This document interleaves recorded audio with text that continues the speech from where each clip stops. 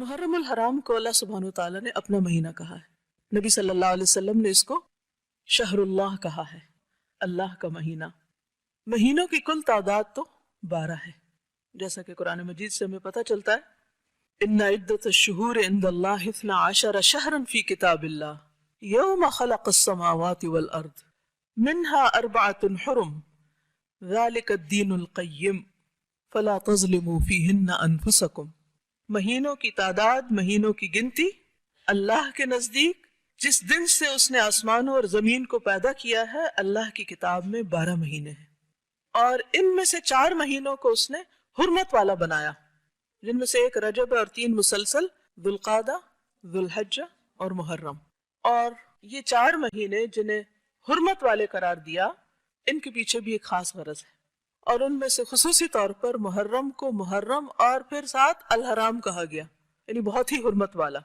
محرم کا لفظی معنی ہوتا ہے ممنوع، حرام کیا گیا، مقدس، عظمت والا، لائق احترام۔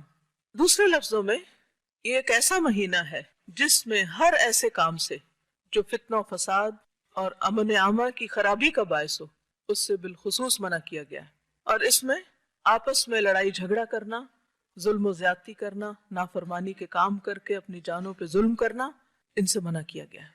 ویسے تو انسان کو کبھی بھی اپنے آپ کو ہلاکت میں نہیں ڈالنا چاہیے، اپنے اوپر ظلم نہیں کرنا چاہیے، دوسرے انسانوں پر ظلم نہیں کرنا چاہیے، لیکن ان مہینوں میں خصوصی طور پر اس کی پریکٹس کروائی گئی، اس کی تربیت کی گئی۔ آپ دیکھیے کہ سال کا اختتام بھی کس پر ہوتا ہے؟ حرمت والے مہینے پر، اور آغاز بھی حرمت والے مہینے سے، یعنی سال کے دونوں کناروں پر حرمت والے مہینے ہیں۔ حج کے مہینے میں لوگ جب حج پہ جاتے ہیں تو کیا کرتے ہیں؟